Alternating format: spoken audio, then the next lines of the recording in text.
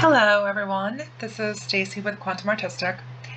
So I want to go ahead and talk about sketching out pet portraits. I'm going to have to insert some photographs into the video here because this is just recording my screen and I want to be able to show you what a Wacom tablet is, etc. So first things first.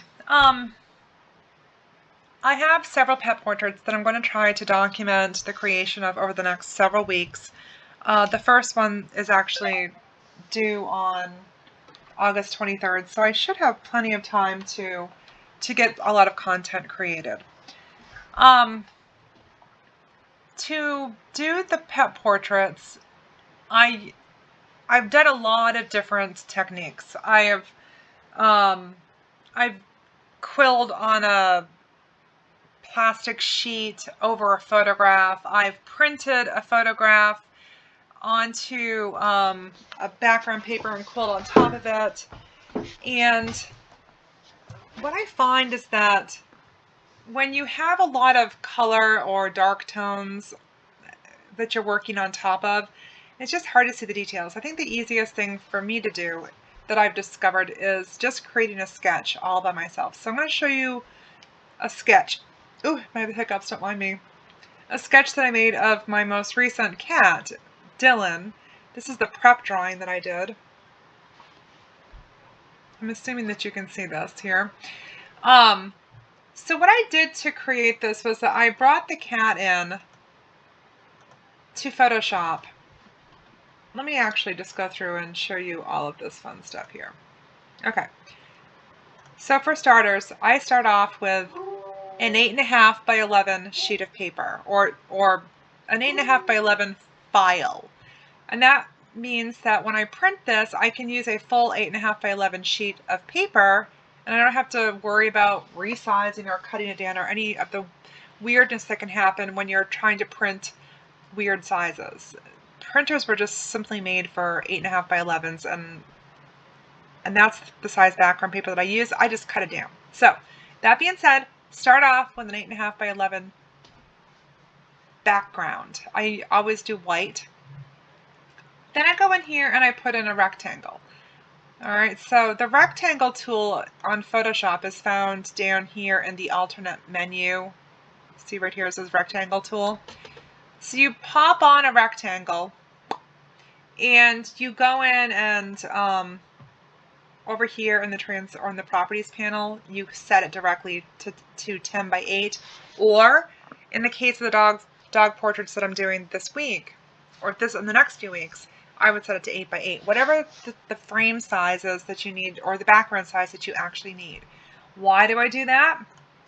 Because it creates this really thin border, and what I use that for is to know exactly how the cat is going, or the dog or the animal is going to look inside of the frame. And I'm also going to use this as a guideline for when I use my cutters, and I'll also link a photo of the manual cutter that I use. Now you can use a Cricut to cut it. I just don't bother to do that. I use let me dig it out here. It's just a Fiskars.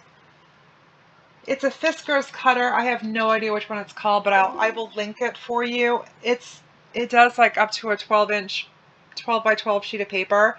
It's just it's got a bunch of rulers and a little slicer, like a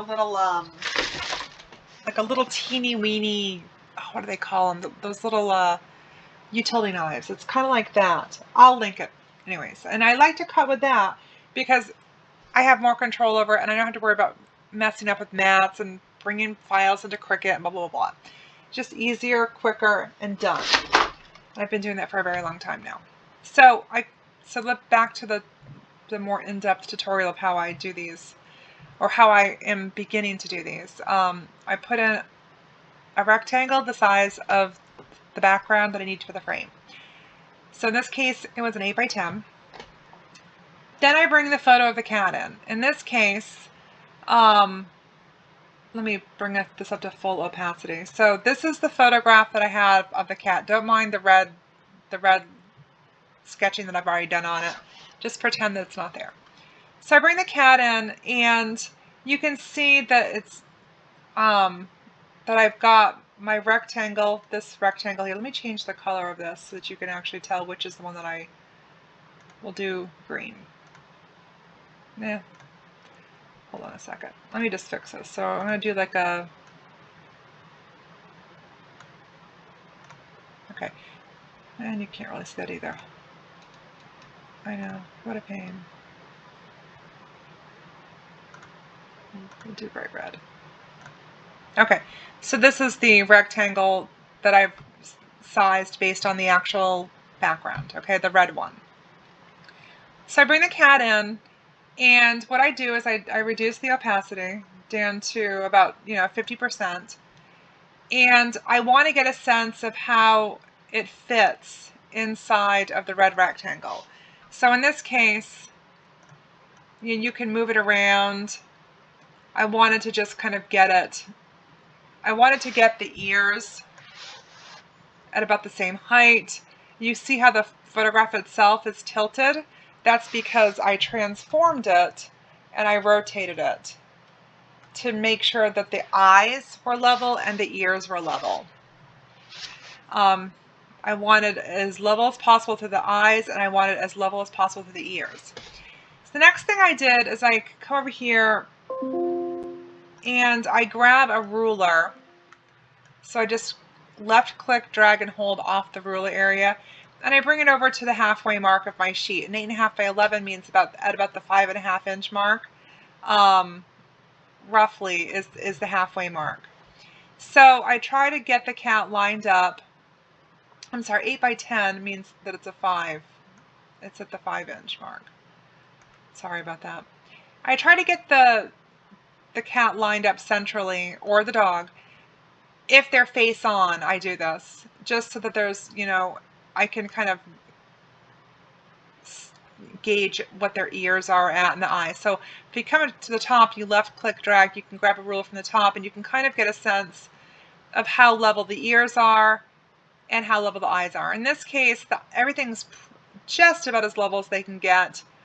I'm just going to put this midway through the pupil, and then you can see that this other ruler, these will not print, by the way, this is just a guideline for when you're using the program, is about halfway through the nose and halfway through the forehead. So I feel like this cat is very nicely lined up centrally in the paper. You can see down here where the bottom of its kind of main ends. Of course I didn't build this out here like that. And you can see that I've got roughly, let's see here, I've got about almost an inch of white space between the top of the top of the background and the top of his ears. That'll actually deduct by about 1/4 of an inch for overlap inside the frame. So that means I've got about 3/4 of an inch of white space, which is what I like. Down here, same thing. I've got about, to the base of the ruff here, to the base of there, I've got about 3/4 of an inch in this area. And that's what I want. And it's roughly centered here. So with these rulers, I can get a good position of it. Using the Control T function, you select the layer that you need, or the photograph, you hit Control T, and you see how my arrow turns into like a bent arrow. You can position like this. So this is a way that I get things lined up nicely. Control T also allows you to size your photo. Make sure you hold the Shift key down so that everything sizes proportionately, both width-wise and height-wise.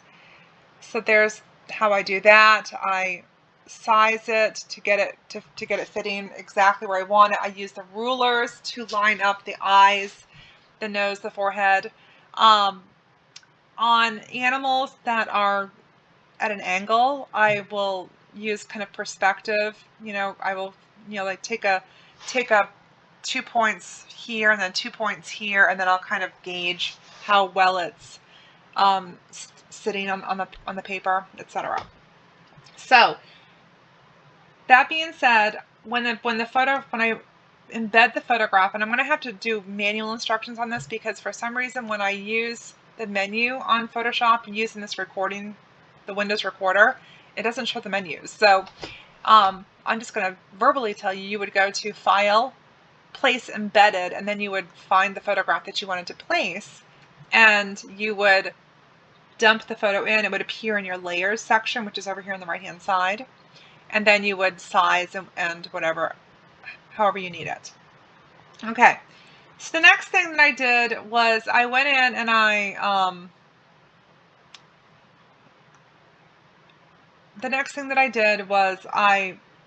outlined the eyes. So, or the next thing I'm going to say, I'm going to reduce the opacity of the cat layer down to about 50% so that you can see the lines that you're drawing. So I went in here and I'll zoom in for you. I outlined the nose and the eyes. And I always start with this because it's really important to get correct proportions, placement, perspective, etc. And so I just did the outer ring, the outside of the eye, the lid area, and then the inside area, which is the pupil and the iris.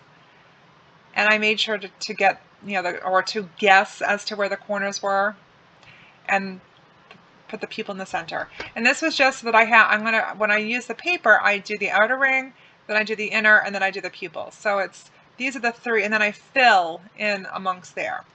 For the nose, I just tried to get the best outline that I could. It's kind of, the nose, as long as you have it generally correct, you don't need to get real super duper crazy with the nose. All right. So these are the first things I do, and those are really important to get exactly correct. The rest of the sketching that I do is really, really rough, and I'm going to pop in the sketch layer here.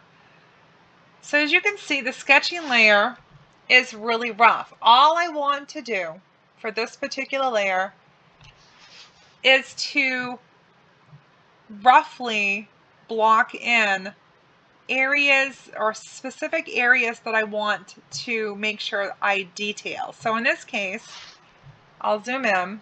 I wanted to get fur direction. So the fur direction on the cat, there's like this little line that comes out of the corner of the eye and it extends down to the nose area.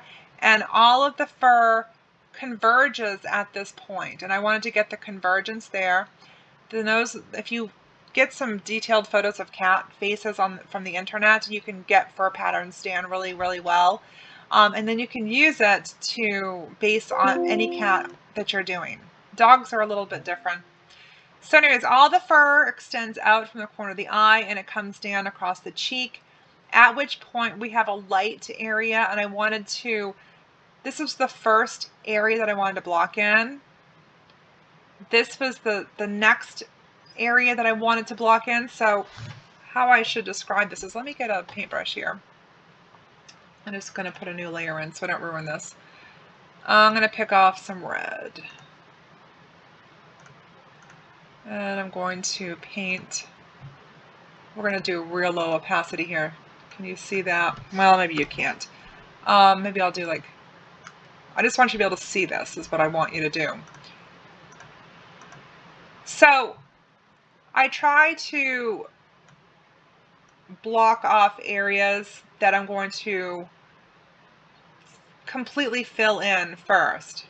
So in this case, I wanted to completely fill in this area, so I sketched this out. The next area that I would completely fill in is around the eye. So I want to get all those fur patterns.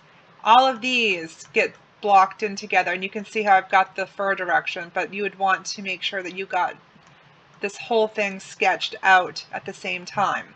The next area that I wanted to work on was this, and what this line right here is where the hairs ended. So all the hairs would extend out to the end there. Same here. This is another whole section that I would work on, and the hairs would extend out to that line of demarcation.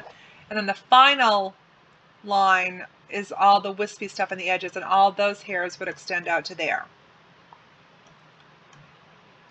So that's how I block off the areas. The chin is pretty much the same color, although you notice here that it's darker gray, so I filtered some gray into the actual project. This was all white, but it's all kind of like crazy, you know, long fuzzy furs that comes along there. Oopsie, extra red piece there. Same on this side. I just went ahead and blocked off the areas that I would be working in. So this was one area that I would work on. This is another area. And then this would be built off that. And then this is built off that. So that's how I would work. The very final piece that I did was the nose, and that's because the nose hairs are so tiny and they all go upwards and kind of curl in. The nose is probably the hardest thing for me, to be totally honest with you, because it's just such a pain in the butt.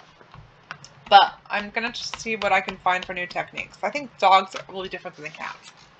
As far as the ears are concerned, all of these white hairs, I just wanted to kind of sketch out the general direction of the ear fur. And then up here, I wanted to kind of sketch in the darker sections, just in case I was going to go over the darker gray, which I actually did not end up doing. All of this gets done together. All of the fur converges into like a peak right here, and then it goes straight up, and then it starts to move off towards the ears here. One thing that I will say, let me just go ahead and block this off here,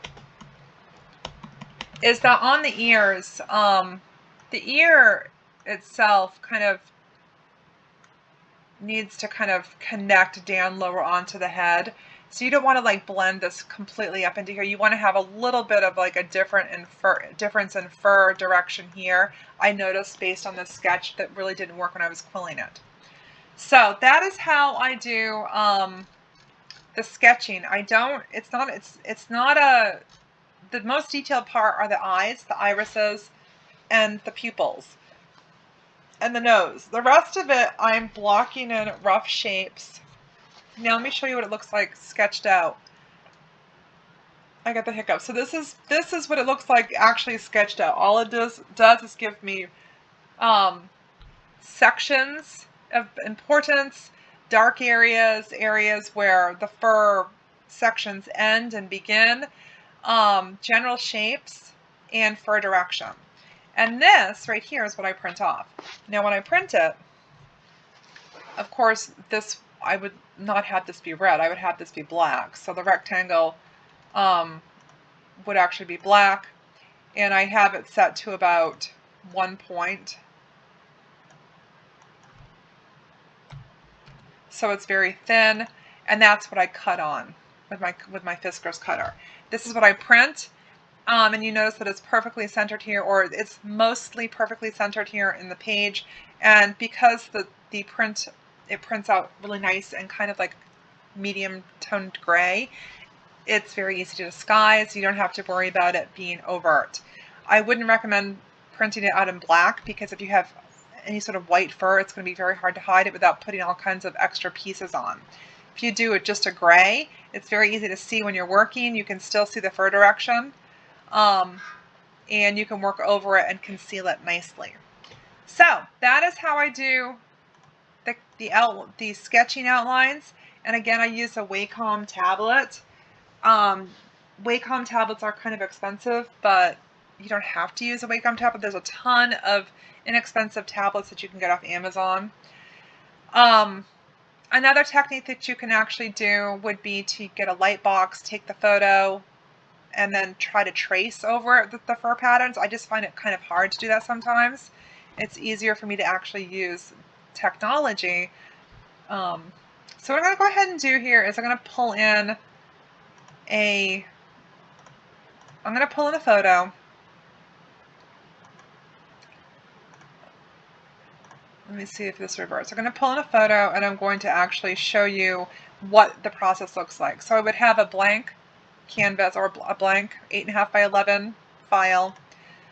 First thing I do is I put my rectangle in. Now I also want to tell you that with the rectangle, I make sure that my rectangle is centered and horizontally and vertically. And I use the to do that, and you can tell when it's centered perfectly because you see how those beautiful pink crosshairs pop up. Make sure they're both vertical and horizontal, and then you know that rectangle is perfectly centered. Why?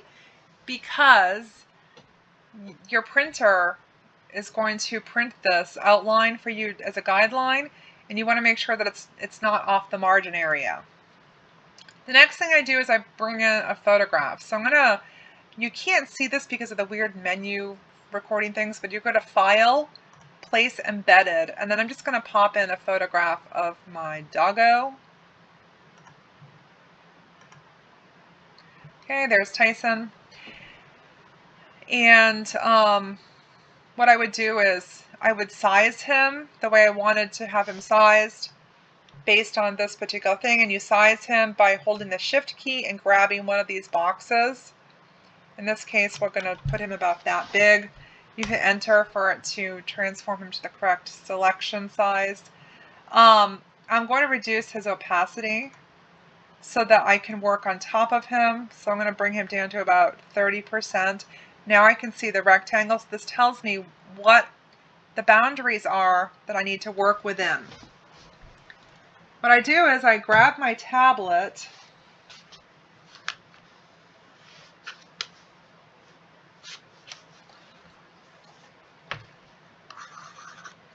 I have to make sure it's connected here because I have my Yeti microphone connected, so I have all these things to connect, and this laptop for some reason does not have very many USB ports. I don't know why. Alright, so just go ahead and, whoopsie, attach the Wacom tablet to this. Oops, there we go. Okay, so I got my tablet attached, and I'm going to go over here to the, I want the pencil tool because it's going to give me nice fine lines. So we'll go down here to the pencil tool. Okay. And I want to create a new layer because I don't want to mess up my photo. And with my tablet, I'm just going to come in here and I'm going to say, okay, we're going to zoom in because I want to get the eyes really, really accurate. So we go in with this, and we just come in here and we draw, whoops, we draw out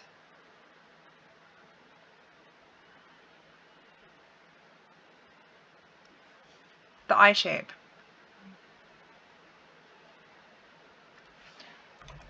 If it doesn't come out perfectly centered, perfectly round, because it is hard to use the tablet,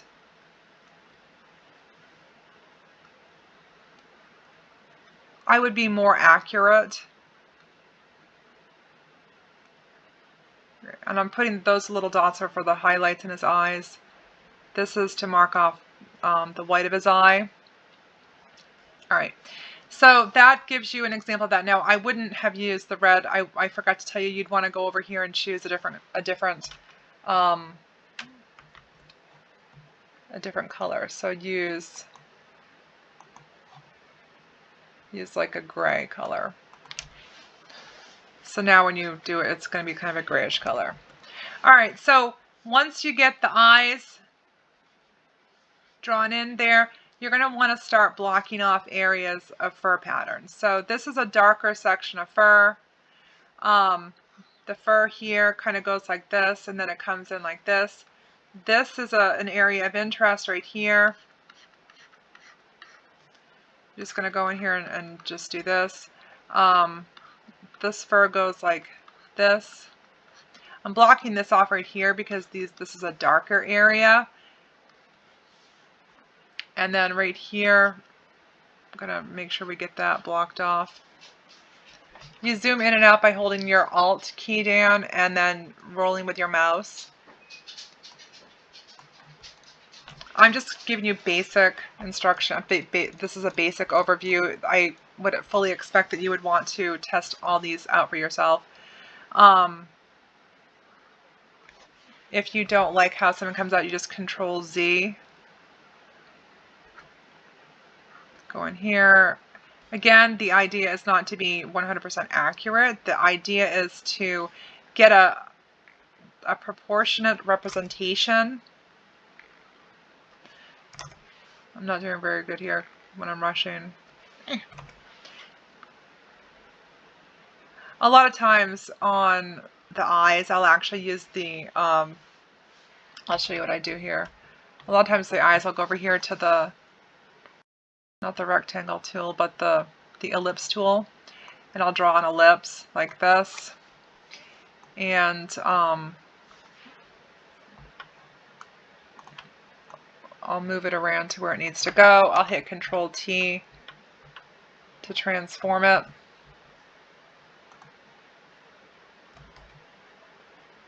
Like that.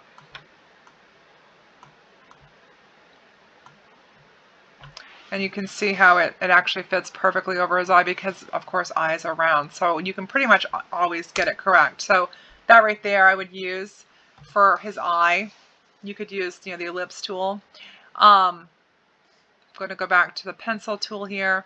And, whoopsie. I'm going to go back to the pencil tool here.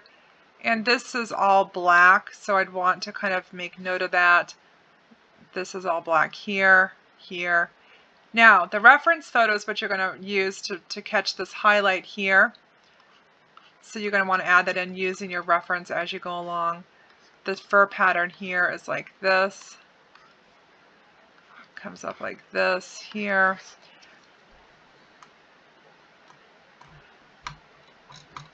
His little eyebrows go like this, and then you may want to do that, like, just to note that there's like a line here. You just are basically going in and you are kind of sketching, whoopsie, didn't mean to do that.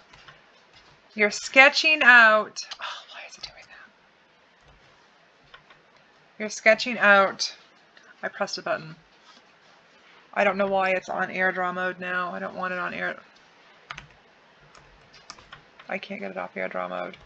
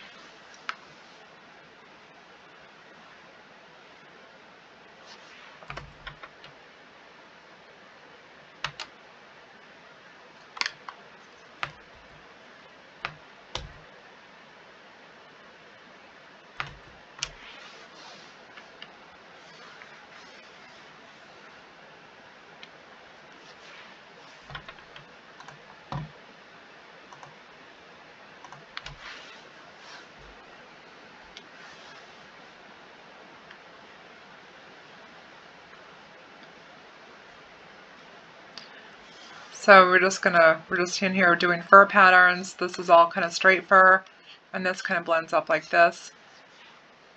Use my mouse to kind of move along. Arrow keys can get you different areas on the photo. Anyway, suffice it to say that I just used my Wacom tablet to go in here, outline major areas.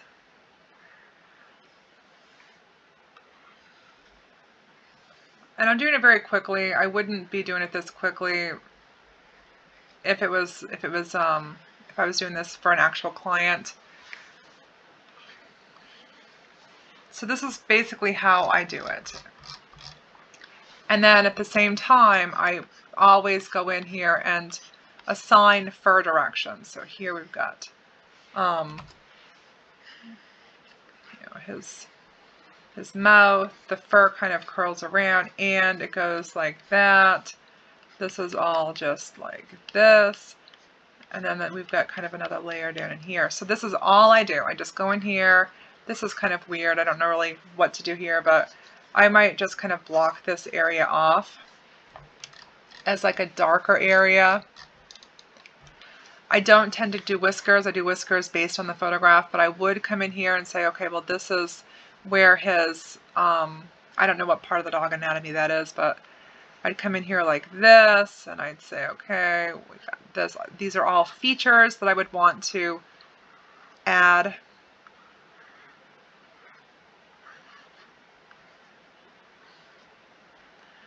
That's actually his ear from the other side. This is his neck. I would get fur pattern because, of course, the fur goes off in all kinds of different ways. This is like one of those weird little dog moles, so I do want to make note of that. I might come up here. I'm just roughly just zapping to different areas here. I don't want you to like think that I do it this quickly, but this is the highlight around the roll of his ear. Again, fur pattern is extremely important, and direction helps create depth. And it also helps the illusion of how realistic it looks in the end. So I'm just using the tablet to go in and block in these areas. I'm not doing any sort of, I don't really even think this needs any sort of artistic ability. The important thing is to always be cognizant of the fur direction and any areas where you want to make sure that there's, you pay attention to how things are structured with the animal. So that's obviously extremely rough. I would spend way more time doing this if I was actually doing. He's got a couple of rolls because he's a little fatty. Up, and now we're back on this stupid mode again because I have pressed that stupid button again.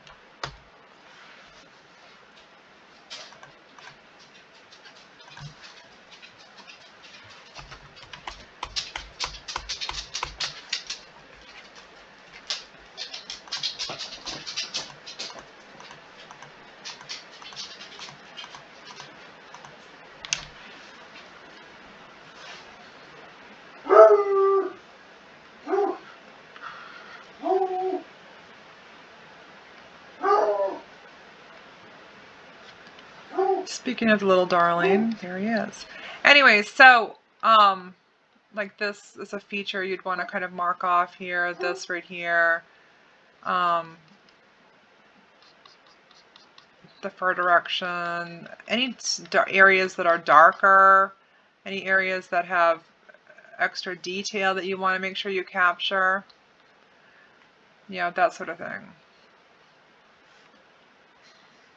So anyways, this is the gist of how I sketch using the Wacom. I'm not going to finish this obviously because I'm not doing Tyson's portrait right now, but this is what I do. I block off the areas. Like down here, the fur is longer, so I use longer strokes.